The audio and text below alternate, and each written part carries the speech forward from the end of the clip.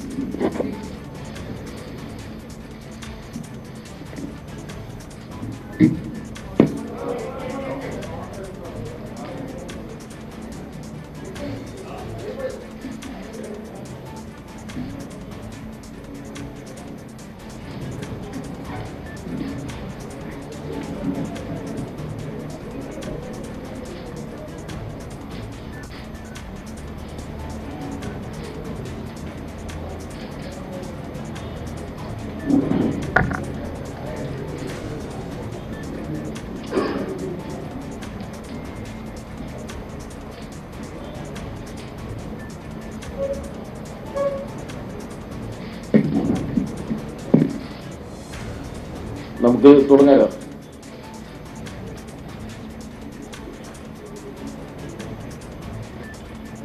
ഇടതുപക്ഷ ജനാധിപത്യ മുന്നണി വരാൻ പോകുന്ന നിയമസഭാ തെരഞ്ഞെടുപ്പിൽ അധികാരത്തിലെത്താൻ സഹായകരമായ മികച്ച ഒരു സ്ഥാനാർത്ഥി പാനലാണ് CPIM തയ്യാറാക്കിയിട്ടുള്ളത്. ഇടതുപക്ഷ തുടർഭരണം ഇല്ലാതാക്കാൻ ധനിക രാഷ്ട്രീയ ശക്തികളും തീവ്ര വർഗീയ ശക്തികളും നടത്തുന്ന പരിശ്രമങ്ങൾ കേരളത്തിൽ വിജയിക്കില്ല. LDFന്റെ തുടർഭരണമാണ് ജനങ്ങൾ ആഗ്രഹിക്കുന്നത്. എല്ലാ പ്രതിസന്ധി ഘട്ടങ്ങളിലും ജനങ്ങളെ ചേർത്ത് പിടിച്ച ഒരു സർക്കാരാണ് കേരളത്തിലുള്ളത്. 5 വർഷവും മതനിരപേക്ഷത ഉയർത്തിപ്പിടിക്കാനും വർഗീയതയ്ക്ക് കീഴടങ്ങാത്ത രാഷ്ട്രീയ നിലപാട് ഉയർത്തിപ്പിടിക്കാനും ഇടതുപക്ഷ ജനാധിപത്യ മുന്നണിക്ക് കഴിഞ്ഞു. ജനങ്ങളുടെ സ്വൈരജീവിതം ഉറപ്പുവരുത്തി സമാധാന അന്തരീക്ഷം നാട്ടിൽ ഉറപ്പാക്കാനും ഇടതുപക്ഷ ജനാധിപത്യ മുന്നണിക്ക് കഴിയുകയുണ്ടായി. BJPയുടേതിൽ നിന്നും കോൺഗ്രസിന്റെ നിന്നും വ്യത്യസ്തമായ ഒരു ജനപക്ഷ ബദൽ നയമാണ് ഇടതുപക്ഷ ജനാധിപത്യ മുന്നണി കഴിഞ്ഞ 5 വർഷവും നടപ്പിലാക്കിയത്. പൊതുവിദ്യാലയങ്ങളും പൊതുജനാരോഗ്യ കേന്ദ്രങ്ങളും ഉന്നത നിലവാരത്തിലാക്കി. പൊതുമേഖലാ വ്യവസായങ്ങളെ സംരക്ഷിച്ചു. പൊതുവിതരണ സമ്പ്രദായം ശക്തിപ്പെടുത്തി. വിലക്കയറ്റം തടഞ്ഞു. റേഷൻ കടകൾ വഴി ഗുണനിലവാരമുള്ള ഭക്ഷ്യസാധനങ്ങൾ മുടക്കമില്ലാതെ വിതരണം ചെയ്തു. അടിസ്ഥാന സൗകര്യ വികസനം, ദേശീയപാത വികസനം, ഗെയിൽ പ്രകൃതിവാതക pipe line, Edamon Kochi power highway, ദേശീയ ജലപാത എന്നു തുടങ്ങി അസാധ്യമെന്ന് കരുതി നടപ്പാക്കാതിരുന്ന പദ്ധതികളാണ് കേരളം 5 വർഷം നല്ല നിലയിൽ നടപ്പിലാക്കിയത്. അഴിമതിരഹിതമായ ഭരണമാണ് നടത്തിയത്. കോഴ കൊടുക്കാതെ കാര്യങ്ങൾ നടക്കുന്ന സ്ഥിതി കേരളത്തിലുണ്ടായി. ലൈഫ് ഭവന പദ്ധതി വഴി 2.5 ലക്ഷം വീടുകൾ പൂർത്തിയായി.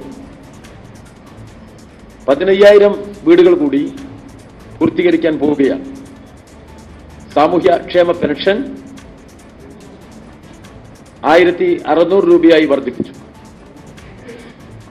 ഭാവി കേരളത്തെ രൂപപ്പെടുത്താനുള്ള വിപുലമായ പദ്ധതികളാണ് LDF മുന്നോട്ട് വയ്ക്കാൻ പോകുന്നത്.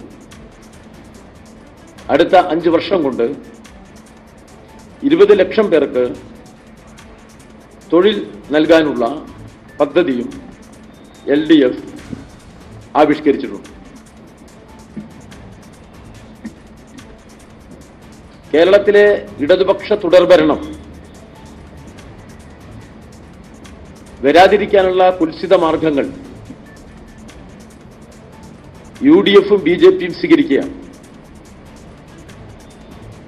സമാനതകളില്ലാത്ത വികസനവും ജനക്ഷേമവും നടപ്പിലാക്കിയ സർക്കാരിന്റെ തുടർഭരണം ഇല്ലാതാക്കാനാണ് ഇവർ ശ്രമിക്കുന്നത്. മുഖ്യമന്ത്രിയെയും മന്ത്രിമാരെയും അപകീർത്തിപ്പെടുത്താൻ BJP ഉന്നതതല ഗൂഢാലോചന നടത്തിയിരിക്കുകയാണ് എന്ന് ബോധ്യപ്പെടുത്തുന്നതാണ് അമിത്ഷായുടെ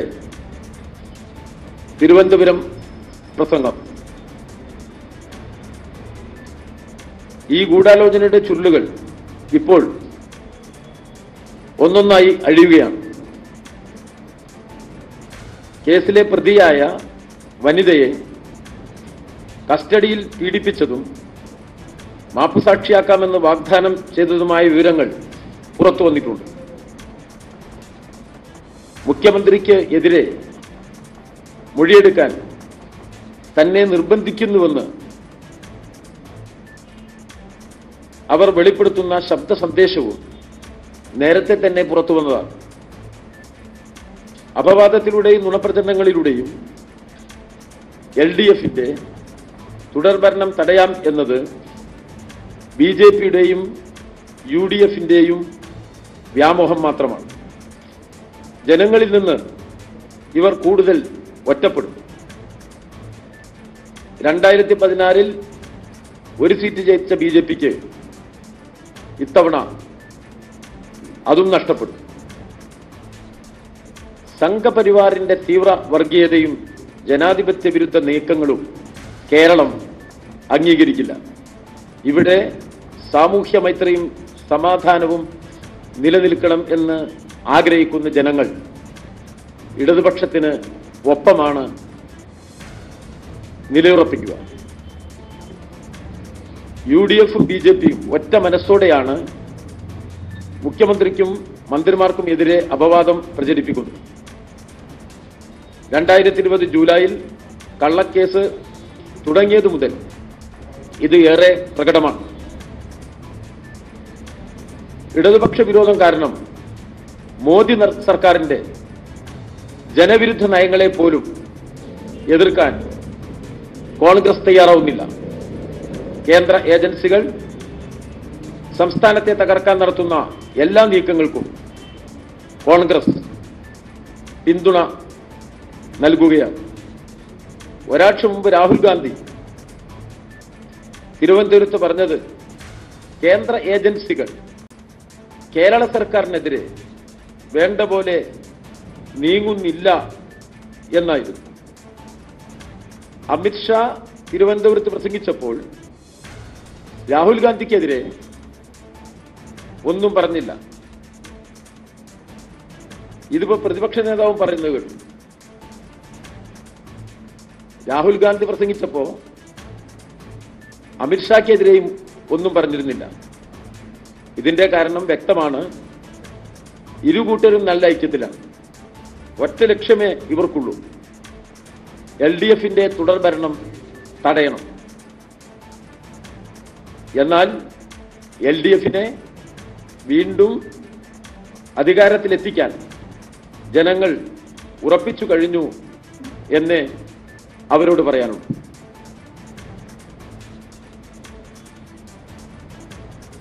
രാജ്യത്തെ ഏക ഇടതുപക്ഷ സർക്കാരാണ് കേരളത്തിലുള്ളത്.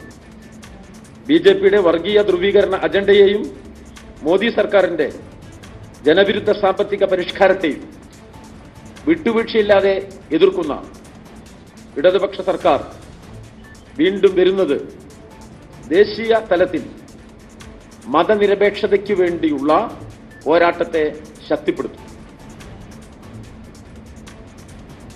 മതത്തിന്റെ പേരിൽ ജനങ്ങളുടെ ഐക്യം തകർക്കുന്നതിനെതിരായ പോരാട്ടത്തിന് ഇത് കൂടുതൽ ഊർജം പകരും.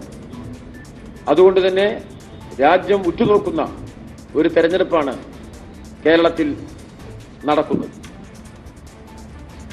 വർഗീയതയെ തുടർന്ന് എതിർക്കുന്നതുകൊണ്ടാണ് ബി.ജെ.പിയുടെ ദേശീയ നേതൃത്വം തന്നെ ഇടതുപക്ഷത്തിനെതിരെ ഇപ്പോൾ രംഗത്ത് വന്നിട്ടുള്ളത്.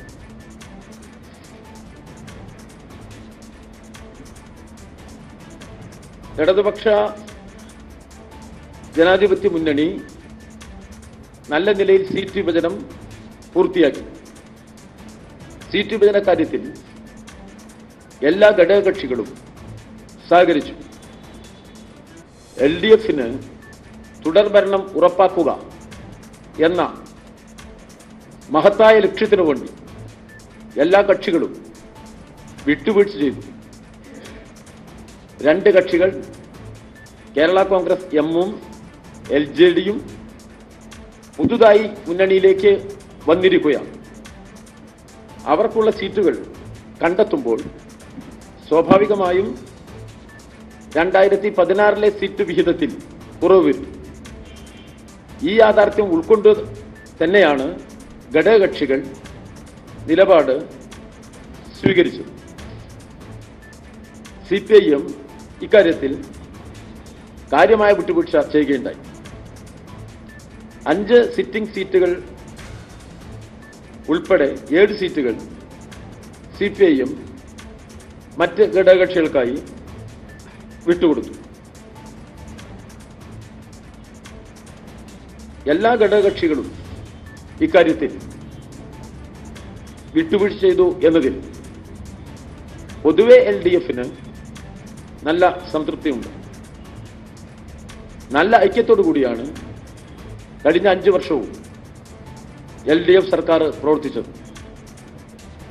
സർക്കാരിന്റെ പ്രതിച്ഛായ വർദ്ധിപ്പിക്കാൻ ഈ ഐക്യം സഹായകരമായിട്ടുണ്ട്. തുടർഭരണം LDF-ന് നൽകിയാലും മുന്നണി നല്ല ഐക്യത്തോടുകൂടി പ്രവർത്തിക്കും എന്നാണ് ഞങ്ങൾ ജനങ്ങൾക്ക് ഉറപ്പ് നൽകുന്നത്.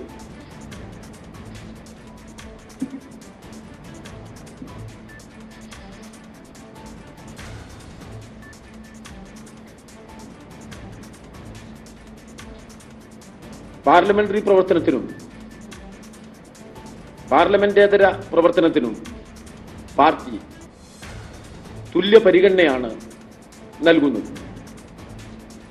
അംഗീകാരത്തിന്റെ അളവുകോൽ പാർലമെന്ററി പ്രവർത്തനം മാത്രമാണ് എന്ന് CPIM കരുതുന്നില്ല.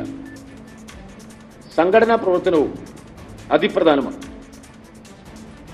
നന്നായി പ്രവർത്തിച്ചിരുന്ന ഏതാനും പ്രവർത്തകരെ സംഘടനാ പ്രവർത്തനങ്ങളിലേക്ക് നിയോഗിക്കാനും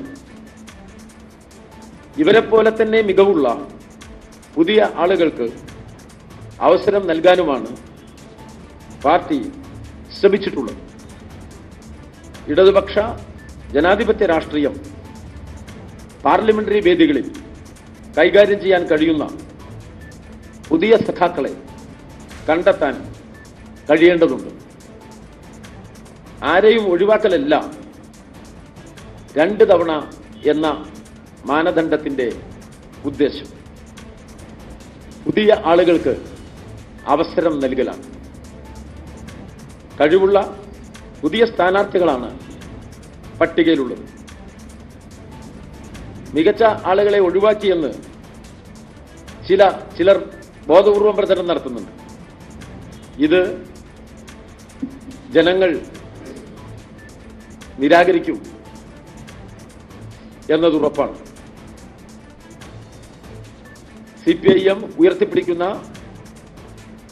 ജനാധിപത്യ ഉള്ളടക്കത്തിന്റെ മികച്ച മാതൃക എന്ന നിലയിലാണ് സ്ഥാനാർത്ഥി നിർണയം നടത്തിയത്. സ്ഥാനാർത്ഥി നിർണയത്തിനുള്ള മാനദണ്ഡങ്ങൾ ആദ്യം സംസ്ഥാന കമ്മിറ്റി നിശ്ചയിച്ചു. തുടർന്ന് ജില്ലാ സെക്രട്ടേറിയറ്റുകളിൽ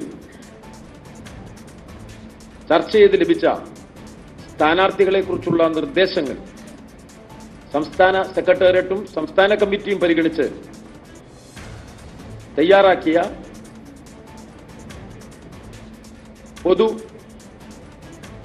നിർദ്ദേശങ്ങൾ ജില്ലാ കമ്മിറ്റികളുടെ അഭിപ്രായങ്ങൾക്കായി നൽകുകയുണ്ടായി. അവിടുത്തെ ചർച്ചകളിൽ ഉയർന്നു വന്ന അഭിപ്രായങ്ങൾ കൂടി പരിഗണിച്ചാണ് CPIM അതിൻ്റെ സ്ഥാനാർത്ഥി പട്ടിക അംഗീകരിച്ചത്. അതത് നിയോജകമണ്ഡലം കമ്മിറ്റികളിൽ അഭിപ്രായങ്ങൾക്കായി ഇത് റിപ്പോർട്ട് ചെയ്തു. എല്ലാ തലത്തിലുമുള്ള കമ്മിറ്റികളിലെ അഭിപ്രായങ്ങളെല്ലാം പരിഗണിച്ചാണ് സംസ്ഥാന കമ്മിറ്റി സ്ഥാനാർത്ഥി പട്ടികയ്ക്ക് അന്തിമ രൂപം നൽകിയത്. മികച്ച ജനാധിപത്യ മാതൃകയാണ് ഇവിടെ നമുക്ക് കാണാൻ കഴിയുന്നത്. ഇപ്പോൾ കോൺഗ്രസും സ്ഥാനാർത്ഥി പട്ടികയൊക്കെ തയ്യാറാക്കുന്നുണ്ട്. എന്തായാലും അതിൽ ഏറ്റവും കുറവ് ജനാധിപത്യ ഉള്ളടക്കം തന്നെയാണ്. BJPയുടെ സ്ഥാനാർത്ഥി നിർണയവും അജ്ഞാത കേന്ദ്രങ്ങളിലാണ് നടക്കുക എന്ന് നമുക്കെല്ലാം അറിയാം. സമൂഹത്തിന്റെ നാനാ മേഖലയിലുമുള്ള ജനങ്ങളുടെ ഒരു പരിച്ഛേദമാണ് CPIM ഈ ലിസ്റ്റിൽ ഉൾക്കൊള്ളിച്ചിട്ടുള്ളത്. യുവതലമുറയെ ഉൾക്കൊള്ളിക്കാൻ പ്രത്യേകം ശ്രദ്ധിച്ചിട്ടുണ്ട്. വിദ്യാർത്ഥി യുവജന രംഗത്ത് പ്രവർത്തിക്കുന്ന 13 പേരെ ഈ പട്ടികയിൽ ഉൾക്കൊള്ളിച്ചിട്ടുണ്ട്. CPIM സംസ്ഥാന സെക്രട്ടേറിയറ്റിൽ നിന്നും നിലവിലുള്ള മുഖ്യമന്ത്രി സഖാവ് പിണറായി വിജയൻ, മന്ത്രിമാരായ KK Shaila teacher, TP Ramakrishnan, MM Mani എന്നിവരും സഖാക്കൾ MV Govindan master, K Radhakrishnan, P Rajeev, KN Balagopal ഇങ്ങനെ 8 പേർ മത്സരിക്കുന്നുണ്ട്. കഴിഞ്ഞ നിയമസഭയിൽ അംഗങ്ങളായ 33 പേർ ഈ തെരഞ്ഞെടുപ്പിൽ മത്സരിക്കുന്നില്ല. 5 മുൻ മന്ത്രിമാരും നിലവിലുള്ള മന്ത്രിമാരും മത്സരിക്കുന്നില്ല. മഹാഭൂരിപക്ഷം സ്ഥാനാർത്ഥികളും ബഹുജനങ്ങൾക്കിടയിലെ പ്രവർത്തനത്തിൽ മികച്ച കഴിവ് തെളിയിച്ചവരും ജനങ്ങൾക്കൊപ്പം നിന്ന് സമരങ്ങൾ നയിച്ചവരുമാണ്. 30 വയസ്സിൽ താഴെയുള്ള 4 പേരാണ് ഈ പട്ടികയിലുള്ളത്. ജെയ്ക്സി തോമസ്, KM സച്ചിൻ ദേവ്, ലിൻഡോ ജോസഫ്, P മിഥുന.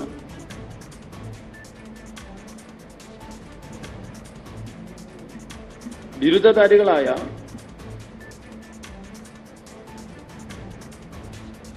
42 പേരുണ്ട്. അതിൽ 28 പേർ അഭിഭാഷകരാണ്.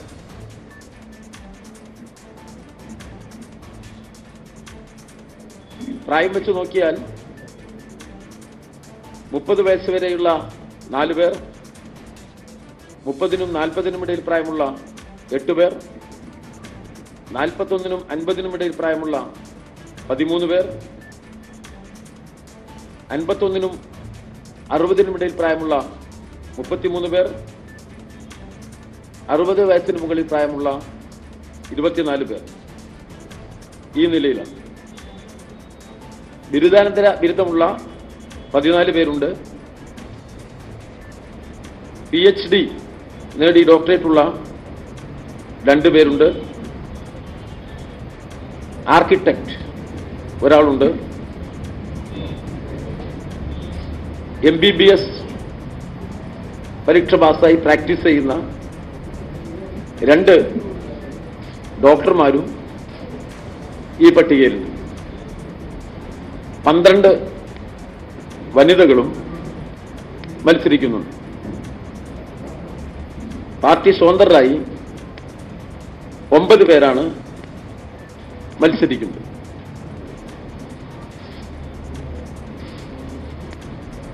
ഇപ്പൊ നമ്മള് പാർട്ടിയുടെ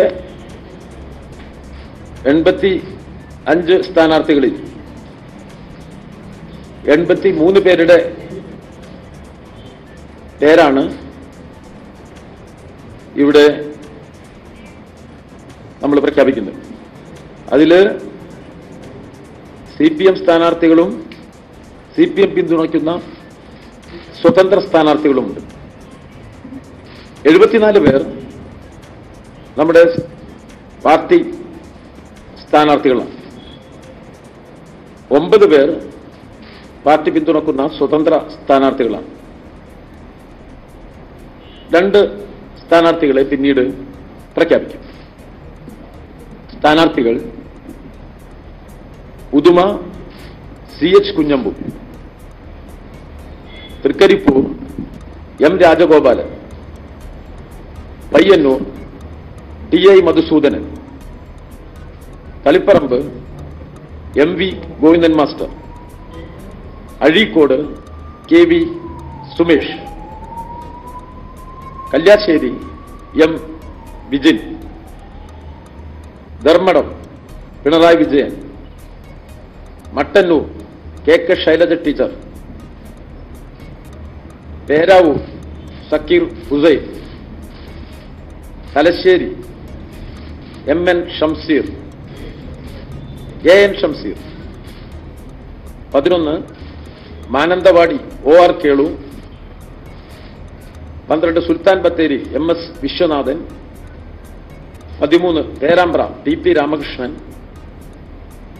14 ബാലുശ്ശേരി KM സച്ചിൻ ദേവ്, 15 കൊയിലാണ്ടി കാനത്തിൽ ജമീല വനിതയാണ്, 16 Kozhikode north Thottathil Raveendran, 17 Beypore PA Muhammad Riyas, 18 Thiruvambady Lindo Joseph, 19 Malappuram Paloli Abdurahiman, 20 Tirur Gafoor P Lillis, 21 Vengara Giji P, 22 Wandoor P Mithuna, 23 Mankada advocate Rasheed Ali, 24 Ponnani P Nandakumar, 25 Thrithala MB Rajesh, 26 Tarur PP Sumod,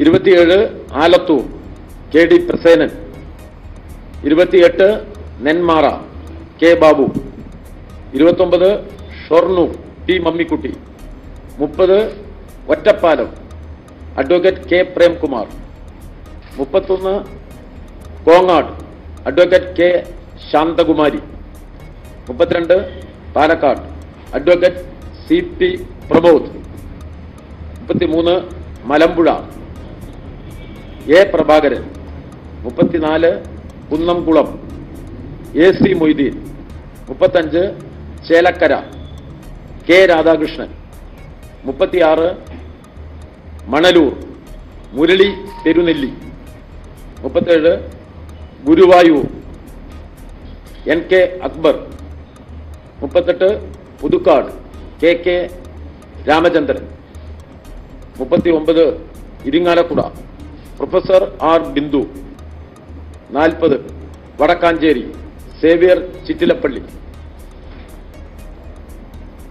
41 Aluva Shelna Nishad Ali, 42 Kunnathunad VV Sreenijan, 43 Vypin KN Unnikrishnan, 44 Kalamassery P Rajeev, 45 Kochi KJ Maxi, 46 Thrikkakara doctor J Jacob. 47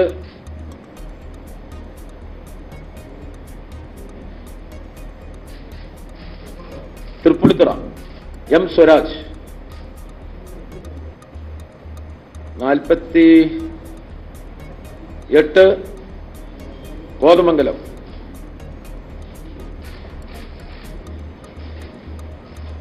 48 Kothamangalam Antony John. 49 Udumbanchola M M മണി. 50 Ettumanoor V N Vasavan. 51 Kottayam K Anilkumar. Puthuppally Jaicy Thomas. Alappuzha P P Chitharanjan. Ambalappuzha H Salam. Aroor Daleema George Jojo.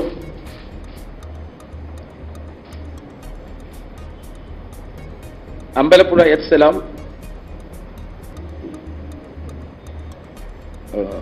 56 Kayamkulam advocate U Prathibha. 57 Chengannur Saji Cherian. 58 Mavelikkara M S Arunkumar. 59 Aranmula Veena George. 60 Konni K U Janeesh Kumar. Kottarakkara K N Balagopal. Kundara J Mercykuttyamma. Eravipuram M Noushad. Kollam M Mukesh.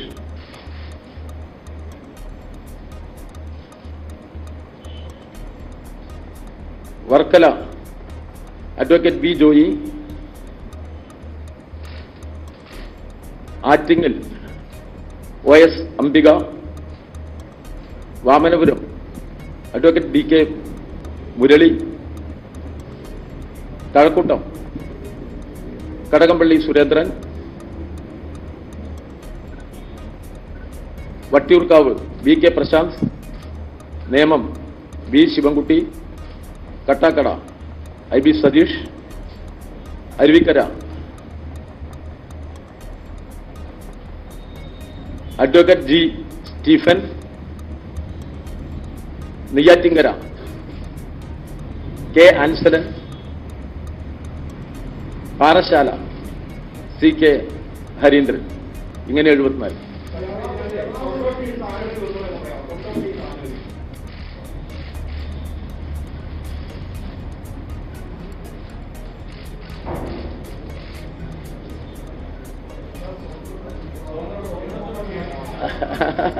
അത് വരുന്നേ ഉള്ളൂ.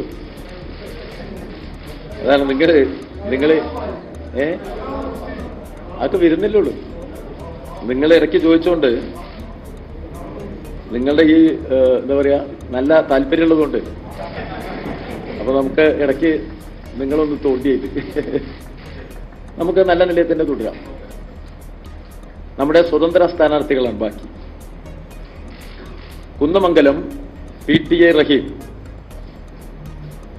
കൊടുവള്ളി കാരാട്ട് റസാഖ്. 3ാമത്തത് Kondotty Sulaiman Haji. Tanur V Abdurahiman. 5 Nilambur P V Anwar.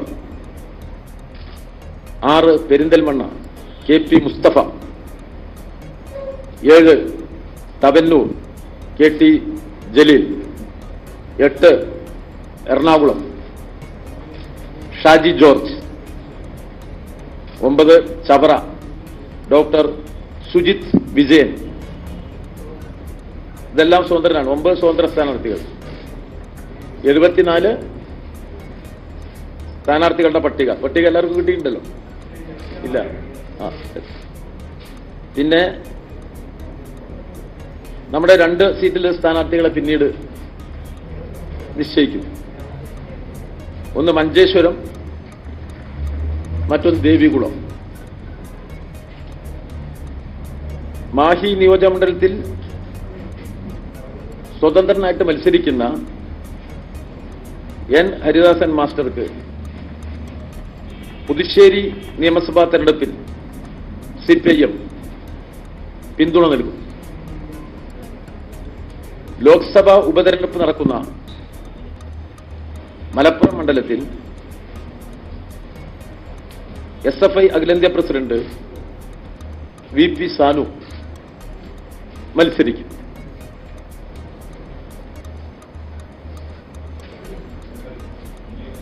തെളിവാണ് പട്ടിക.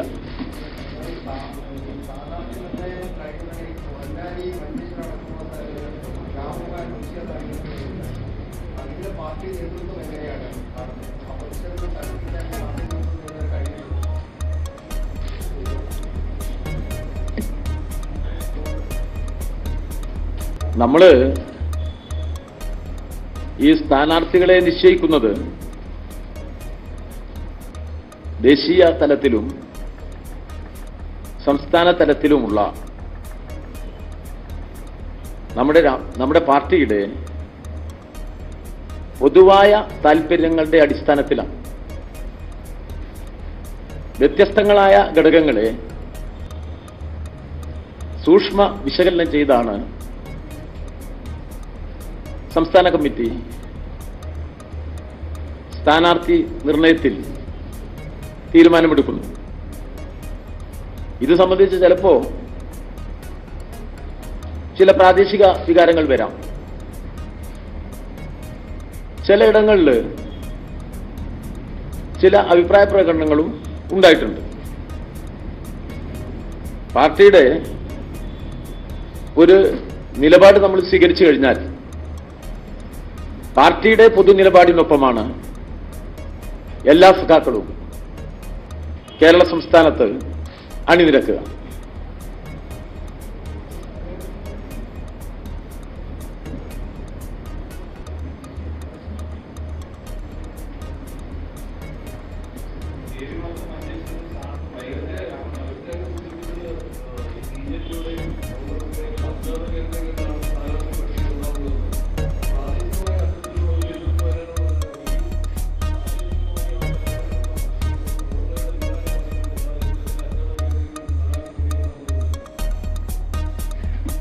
ആ കേന്ദ്രങ്ങളുടെ പട്ടിക ഞാനിവിടെ അവതരിപ്പിച്ചല്ലോ. തെരഞ്ഞെടുപ്പ് സ്ഥാനാർത്ഥി നിർണയവുമായി ബന്ധപ്പെട്ട് പാർട്ടിക്ക് അകത്ത് നടക്കുന്ന ജനാധിപത്യ ഉള്ളടക്കത്തെയാണ് ഞാൻ വിശദീകരിച്ചത്. ചിലപ്പോൾ ചിലരെ കേട്ടിട്ടുണ്ടാവില്ല.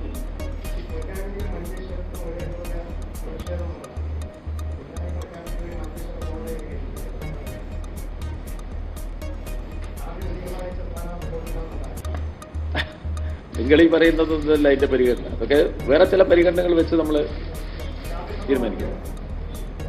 അങ്ങനെയുള്ള സമവാക്യം എല്ലാവരും സ്ഥാനാർത്ഥിയെ നിശ്ചയിക്കുന്നില്ലേ, സ്വാഭാവികമായിട്ടും നമുക്ക് അത്തരം കാര്യങ്ങൾ പരിശോധിക്കേണ്ടി വരും. ഇത് പറഞ്ഞാല് പ്രത്യേകിച്ച് ഭാഷാ ന്യൂനപക്ഷങ്ങളുള്ള പ്രദേശങ്ങൾ.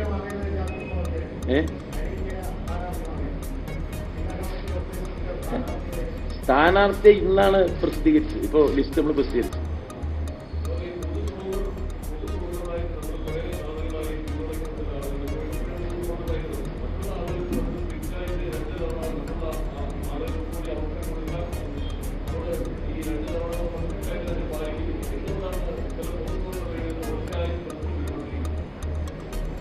നമ്മള് പാർട്ടിയാണ് നമ്മുടെ പാർട്ടിയുടെ സംഘടനാപരമായ രാഷ്ട്രീയമായ താൽപര്യങ്ങൾക്ക് സഹായകരമായ തരത്തിലുള്ള പൊതു മാനദണ്ഡങ്ങൾ തിരഞ്ഞെടുപ്പുമായി ബന്ധപ്പെട്ട സന്ദർഭങ്ങളിൽ സ്വീകരിക്കും. കമ്മ്യൂണിസ്റ്റ് പാർട്ടിയെ സംബന്ധിച്ചിടത്തോളം ഇത്തരം കാര്യങ്ങളിൽ നിലപാടുകൾ സ്വീകരിക്കാൻ സഹായകരമായ പാർട്ടിയുടേതായ പൊതു സമീപനങ്ങളുണ്ട്. ആ പൊതു സമീപനങ്ങളെ ഉൾക്കൊണ്ടുകൊണ്ടാണ് നമ്മൾ ഈ സ്ഥാനാർത്ഥി നിർണ്ണയം നടത്തിയിട്ടുള്ളത്. അതാണ് ഇതിൽ സ്വതന്ത്രർ എന്ന് പറഞ്ഞാൽ അവർക്ക് പാർട്ടിയുടെ അച്ചടക്കം ബാധകമാവുന്നില്ല. ഒരു പാർട്ടി അംഗങ്ങളല്ല, പാർട്ടിക്ക് പുറത്തുള്ള ആളുകളാണ്. അതുകൊണ്ട് പാർട്ടിയുടെ തീരുമാനങ്ങളല്ല അത് അവർക്ക് ബാധകമാവും. പാർട്ടി അംഗങ്ങൾക്കാണ് പാർട്ടിയുടെ പൊതു തീരുമാനങ്ങൾ ബാധകമാവും.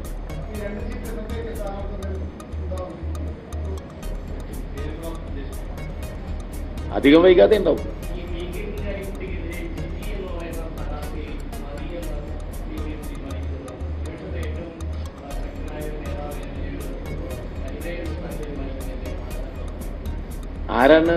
ആരാണ് യു ഡി എഫ് സ്ഥാനാർത്ഥി എന്ന് എനിക്ക് അറിഞ്ഞൂടാ. ഇതുവരെ പ്രസിദ്ധീകരിച്ചിട്ടില്ലാന്ന് ഞാൻ മനസ്സിലാക്കുന്നത്. അല്ല, സ്ഥാനാർത്ഥി ആരാണ്?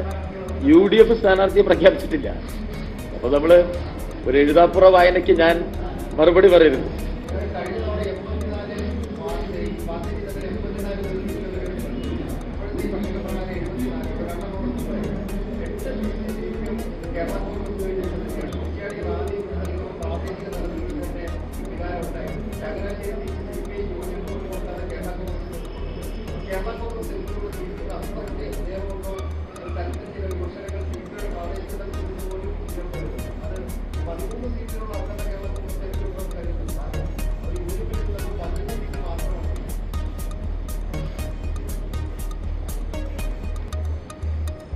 നമ്മുടെ മുന്നണിയുടെ ഐക്യത്തെക്കുറിച്ച് ഞാൻ സൂചിപ്പിച്ചു കഴിഞ്ഞു ആദ്യം തന്നെ.